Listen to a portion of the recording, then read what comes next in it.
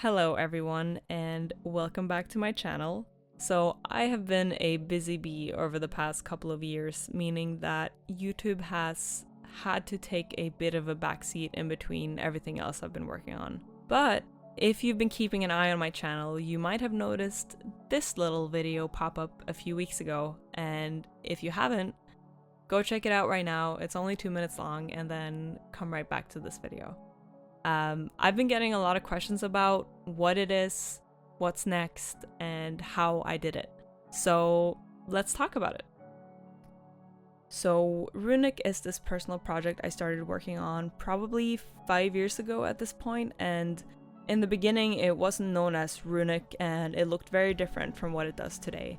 It was just a simple tale about a pink-haired character hunting monsters in a vaguely post-apocalyptic fantasy world. And it started from a simple desire to have a couple of OCs that I really liked that I could draw over and over and over again. People like Goo Eyes and Vlop. Sorry, I never know how to pronounce their names because I never hear anyone speak them. Anyway, they've always been a huge inspiration to me with how they've established a very clear personal brand of art that they just keep expanding on. So that's kind of where it started, but over the years, it slowly grew into much more. I had a full cast of characters, maps, and a catalog of lore that expanded every single week, heavily inspired by Dark Souls and Shadow of the Colossus with a bit of a Norse twist. Eventually though, I hit kind of a roadblock where I knew where I wanted the art to go, but I couldn't really get to grips with the story in really concrete terms. I'm an artist, not a writer. So I teamed up with Jared Howard, who is a writer and one of the most talented people I've ever met. He can literally do anything, to develop the story more in concrete terms. Once we got to working on all the details of it, it quickly became clear that this had the potential to be more than just a few paintings on Instagram. And so, in a very over-caffeinated state, one weeknight last November, we both decided on the next step for the project. A trailer. A trailer for what, you might ask? We're not sure. One day it could be a game or maybe an animated series, maybe an art book. For now, the trailer is more like a mood setter, a small window into the world of RUNIC, informing the various paintings and stories that we're going to create in the coming year. So, I want to talk about how we did this, because on the one hand, it's probably the biggest project I've ever taken on by myself, and I want to talk about how hard it was, but also because it might help someone or inspire someone to pick their own personal project back up again. I jumped into this with no experience in After Effects, storyboarding, or animation, so it was kind of a massive trial by fire, but the best way to learn is by doing, so I didn't let that discourage me too much.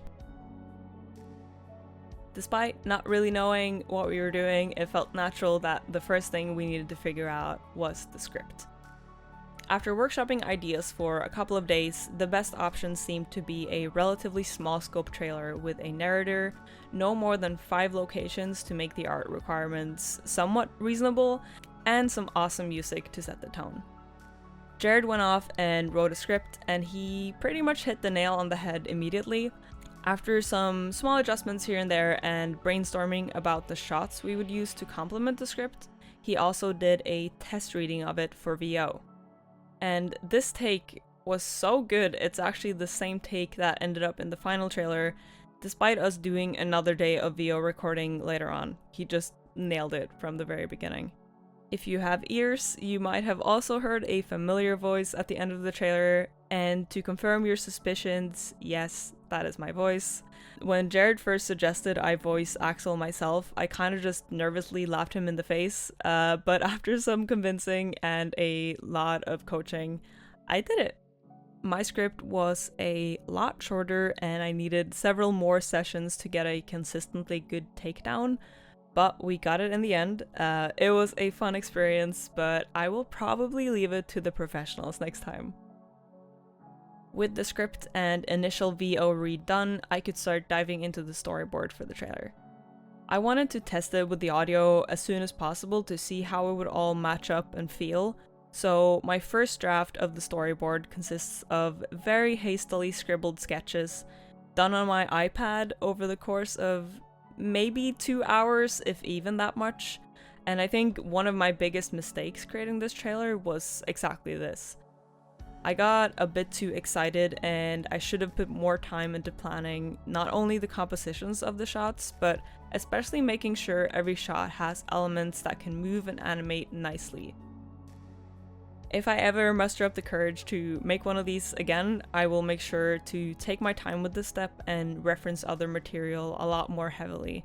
Like, I literally had framed ink, which is a fantastic resource on storyboarding, lying right by my desk this entire time, but I didn't think to actually open it and see if there was any helpful information in there until I was halfway done and the appropriate window to change compositions had long since come and gone.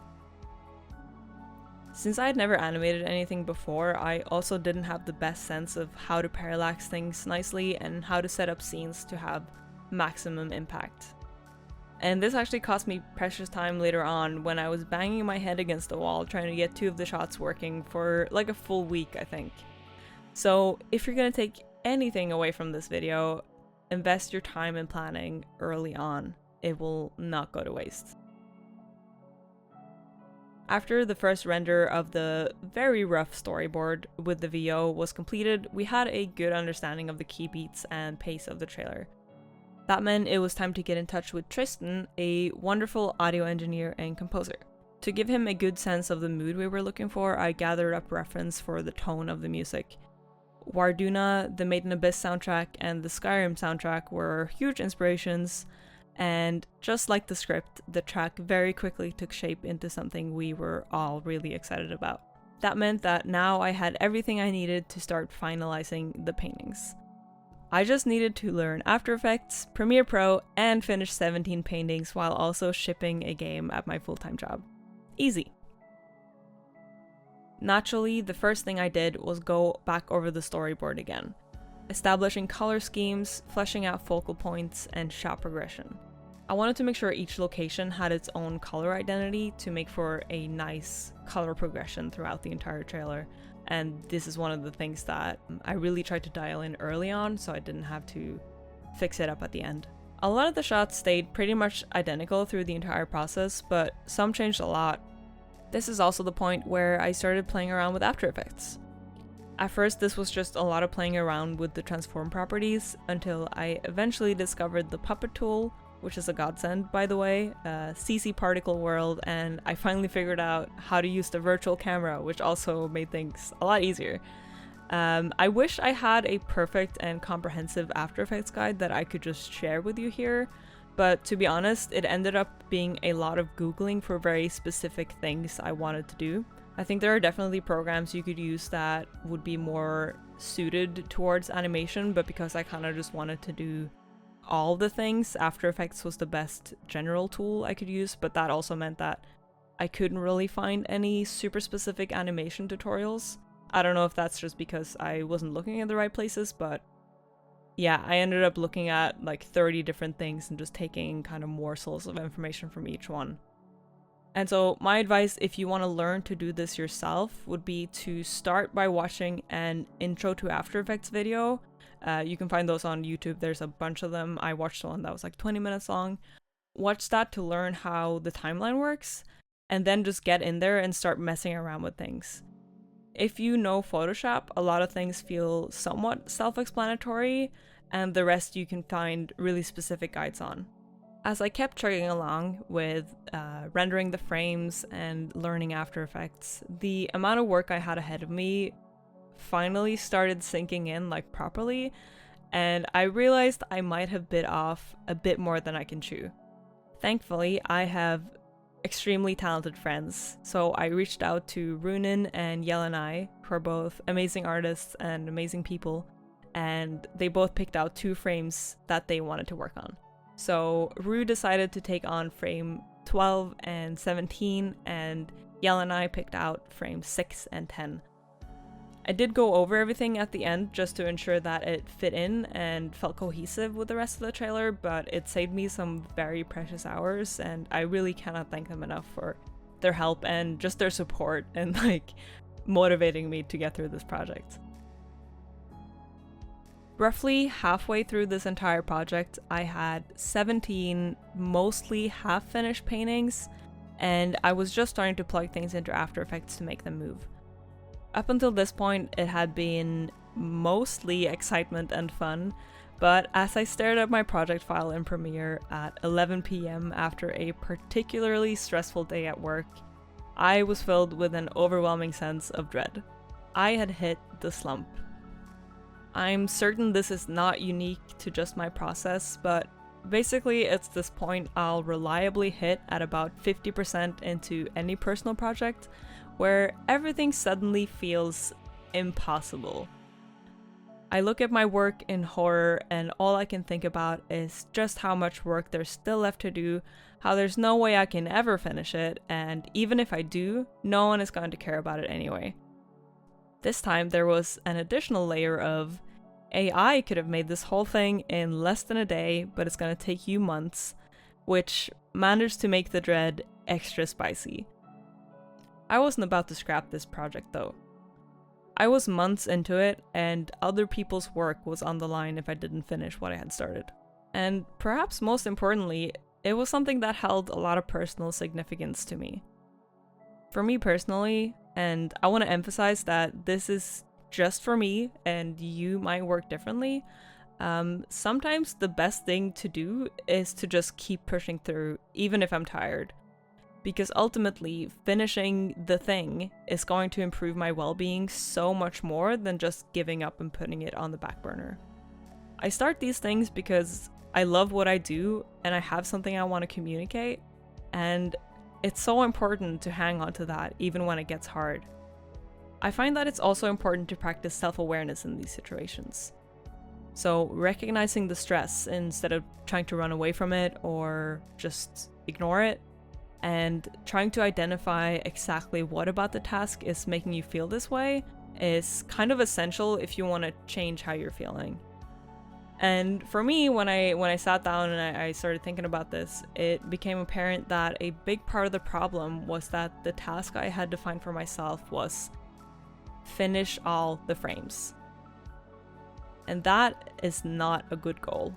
So at any point, I had no idea how far along I actually was because I had never taken the time to break the task down, and it was just way too big to intuitively see how much progress I had actually made. Like, my partner would ask me pretty much every week, how many frames do you have left? And my answer was always something like, just 5, I think. Actually, it's probably 8, but actually it might be 12. I'm really not sure. No wonder I was overwhelmed. And so, that same night, after taking some mental inventory of my stress, I busted out my supply of colorful post-it notes and I basically created a giant task board on the wall next to my desk. I categorized frames into in progress, painted, animated, or done. For the in progress category, I always like to place things along a scale of 0 to 100% completion to have a more accurate visual representation of their status. Paintings can take a long time to finish, so if they're just stuck in progress for weeks, that can feel pretty bad. If you can move it along a scale, I find that the progress feels a lot more tangible. And so once I had gone over each frame to check their status and placed them on the board, I realized I was actually further along than I thought I was, and suddenly the goals felt a lot more tangible. Once this was done, I sought out feedback on the frames that felt the most catastrophic, took a few days to rest and focus on other things, before finally sitting down and getting back to work. Once I got over the slump, I was feeling organized, rested, and impatient. It was time to buckle up and get on with the polish. At times like this, I find it helpful to just block out time wherever possible, and I mean block out, as in put it in your calendar so it's a clear time frame. And then put on a brain-dead TV show or music if that works for you, and just paint. Luckily, apart from a few fussy shots, what mostly remained was pure rendering, which is easy enough to do even at the end of a long day. After getting through the process of rendering the remaining shots, they also obviously needed to be animated. This part of the process wasn't too bad though, as I intentionally kept the animation pretty subtle. I didn't want to expose my lack of animation knowledge too much by going for really ambitious movements, which meant that apart from a few tough shots, they didn't take more than maybe an hour or two each. And so I breezed through all of this in maybe a week, and at the end of it I had an almost final cut of the trailer.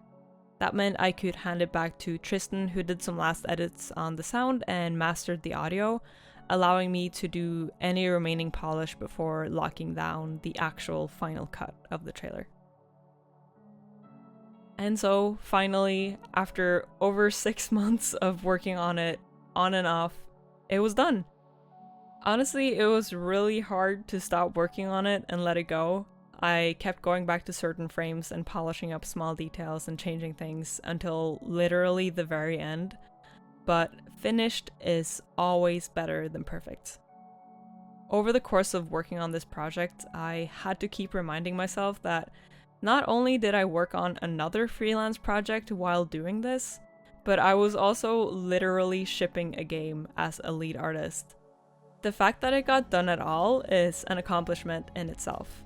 But again, it couldn't have been done without my very talented friends, so go show Jared, Tristan, Runin, and Yelena some love too.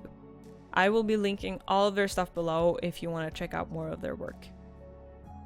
So, what's next for the world of RUNIC? Well, as of right now, there are actually no tangible plans for anything massive. Like I said at the beginning, we have high hopes for what this project could be one day, but for now, I did put together a website where you can read a bit more about the characters and the world. There's also a collection of paintings and some more lovely writing by Jared. I've heard a lot of people ask questions about the characters, like they want to know more about their backstories and their personalities. And they all have character bios on the website if you want to read that and get to know them a little bit better. And we're going to keep populating the site as well as the RUNIC Instagram account as the project develops, so keep an eye out if you are interested. For now though, that's it. Like I mentioned at the start, part of the reason I wanted to make this video was to show you how achievable it is to do cool things if you just pace yourself, keep organized, and remember why you started in the first place. I'm not gonna say it's not tiring and exhausting at times. Clearly, if you watch this entire video, you'll have a pretty good idea of how tiring this has been for me. At the same time, it's been one of the most fulfilling things I have pretty much ever worked on.